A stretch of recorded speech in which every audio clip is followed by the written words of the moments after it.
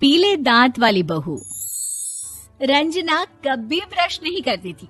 उसे कितनी बार उसके माँ बाप ने डांटा, लेकिन उसका कोई असर उस पर होता ही नहीं था, जिस कारण से उसके दांत पीले पीले हो जाते हैं। शादी के बाद। अरे बहू, वैसे तो तुझ में कोई कमी नहीं है, पर तेरे दांत इतने पीले कैसे हैं बेटा? कैसे मतलब? कोई सर्जरी थोड़ी ना कराइए। वो तो क्या नाम, मैं ब्रश नहीं करती थी तो पीले हो गए। अब क्या करूं? आप कहें तो लाल करवा लूं या फिर काले? यार ये क्या है, क्यों माँ से लड़ रही हो? लड़ रही हूँ? अरे मैं लड़ रही हूँ या ये बोल रही है कि दांत पीले हैं, पीले। अरे तपस्या थोड़ी ना की है इन्हें पीले करने के लिए।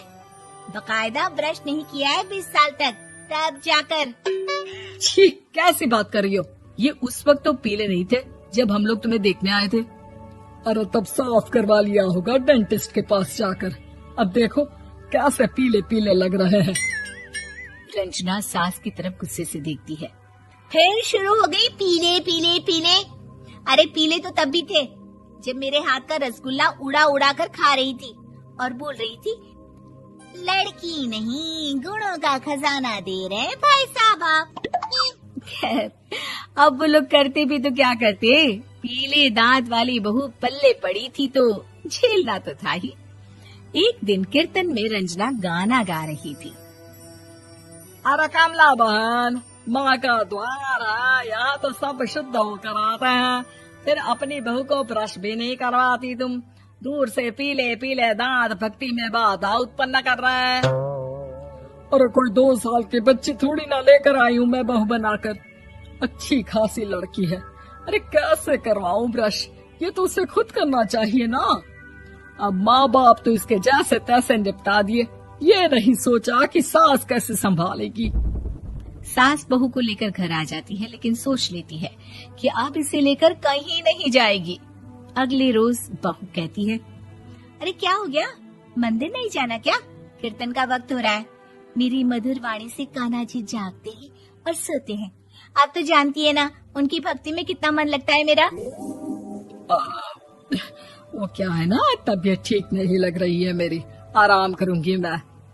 तबीयत ठीक नहीं लग रही? अभी तो मिथुन के गाने पर नाच रही थी आप, और अब बोल रही है कि तबीयत ठीक नहीं लग रही। अरे भक्ति में मन लगा लो सासू माँ, ऊपर जाना है, क्या मुंह दिखाओगी आप? हाँ? सास को बहू की बात पर गुस्सा आ जाता है। मैं क्या मुंह दिखाऊंगी, इसकी चिंता तो ना कर, समझी?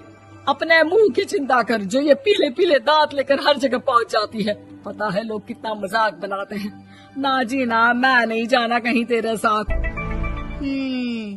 तो ये बात है, कोई ना, मत जाओ, मैं अपने कमरे में ही बैठकर भक्ति कर लूंगी। ऊपर वाला दांत थोड़ी ना देखता है, मन देखता है, भावना देखता है।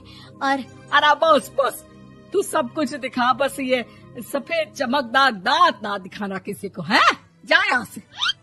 बहू को सास की बात का कोई फर्क नहीं पड़ता, वो तो जैसी थी वैसी ही रह जाती है। सुबह नहाकर किचन में खाना बनाना, फिर खाना खाना, कीर्तन भजन करना और सो जाना। एक दिन, माँ जी मैं सहेली के घर जा रही हूँ, शाम को लेट आऊंगी। हाँ हाँ तो जाना, मैंने कौन सा तेरी आरती करनी है घर पर बैठकर। रंजना सहेली के घर जाती है, जहाँ वो पार्टी में जाने की तैयारी कर रही होती है। अरे शिखा, कहाँ जाने की तैयारी कर रही है? मैं गलत वक्त पर आ गई क्या?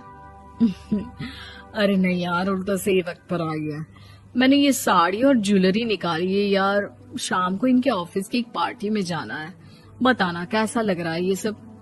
नहीं यार, इस ड्रेस के साथ तो वो वाली ज्वेलरी अच्छी लगेगी। हाँ हाँ सही बोल रही है, मैंने ध्यान ही नहीं दिया। वैसे तो हमेशा से मस्त फैशन सेंस रखती है। तो बड़ा जाती होगी ना पति के साथ पार्टी में। रंजना कुछ नहीं बोलती, बस सोचती है कि यार काश ये बात सही हो जाती, पर मैं क्यों नहीं जाती पार्टी में? क्या इन लोगों की कोई पार्टी होती नहीं होगी? रंजना घर आती है और रात में पति से सवाल करती है, एक बात बताइए, आप मुझे किसी पार्टी में क्यों नहीं ले जाते? क्या आपके यहाँ ऑफिस में पार्टी नहीं होती? पति बेचारा क्या कहता कि दांत पीले हैं तुम्हारे इसलिए। अरे कोई पार्टी होती नहीं हम लोगों के ऑफिस में, तो कहाँ से लेकर जाऊं? और मार्केट, मॉल, कहीं वीकेंड घूमना, कहीं तो। अरे यार, सारे हफ्ते में एक छुट्टी मिलती है, तो सोचता हूँ कि आराम ही कर लूं। क्यों? रंजना मन मार के रह जाती है। पहले कभी सास के साथ मंदिर जाया करती थी, लेकिन वो भी सास ने ले जाना बंद कर दिया। घर बैठी बैठी रंजना बोर हो जाती है। तभी उसे आइडिया आता है और वो मायके जाने का सोचती है। सासू माँ, 2 दिनों के लिए मम्मी के घर जा रही हूँ। अच्छा ठीक है, आराम से जा। और हाँ, माँ से कुछ अच्छी आदत सीख कर आना कि कैसे शरीर के हर भाग की तरह दांतों की सफाई भी जरूरी होती है, समझी? शुरू हो गई ना आप। वो लोग आपकी तरह नहीं है कि छोटी छोटी बात का बतंगड़ बना दे। उन लोगों के लिए मैं मायने रखती हूँ, ना कि मेरे पीले पीले दांत। रंजना माँ को बिना बताए उन लोगों को सरप्राइज देती है, लेकिन जैसे ही वो दरवाजे पर पहुँचती है, अंदर देखती है कि घर वाले कहीं जा रहे होते हैं। अब माँ, काश रंजना दीदी के दांतों वाली प्रॉब्लम नहीं होती, तो वो भी हम लोगों के साथ चलती ना बुआ जी की बेटी की शादी में। हाँ बेटा, लेकिन अब उसे कौन समझाए कि उसको उसके पीले दांत नहीं दिखते, लेकिन उसके आसपास के लोगों को कितना एम्बैरेसिंग फील कराते हैं। मुझे तो कितनी बार उसके स्कूल की टीचर ने शिकायत की कि उसके साथ कोई लड़की बैठना भी नहीं चाहती, और ना ही कॉलेज में कोई उससे बात करना चाहता था। लेकिन पता नहीं क्यों उसे ये बात समझ में ही नहीं आती। कोई कमी नहीं है उस लड़की में, बस यही कि दांत पीले हैं। वो तो भला हो जीजा जी और उनकी माँ का, जो दीदी को जैसी है वैसे ही रखा हुआ है। रंजना को अपने घर वालों की बात सुनकर बहुत दुख होता है। वो सोचती है कि वो क्या करे, लेकिन फिर वो सीधा डेंटिस्ट के पास जाती है, अपने दांत चमकाती है और कसम खाती है कि वो रोज ब्रश करेगी। अरे क्या हो गया? तुम तो 2 दिनों के लिए गई थी ना, पर कोई ना, अच्छा है, चलो आ गई तो। रंजना सास के सामने आकर खड़ी हो जाती है और पूरी स्माइल करती है, उसके चमकदार दांतों को दिखाती हुई।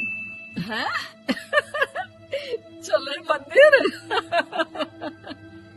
माँ, मुझे माफ कर दीजिए, मैंने आप लोगों को बहुत एम्बैरेसिंग फील करवाया। मैं आज से रोज ब्रश करूंगी।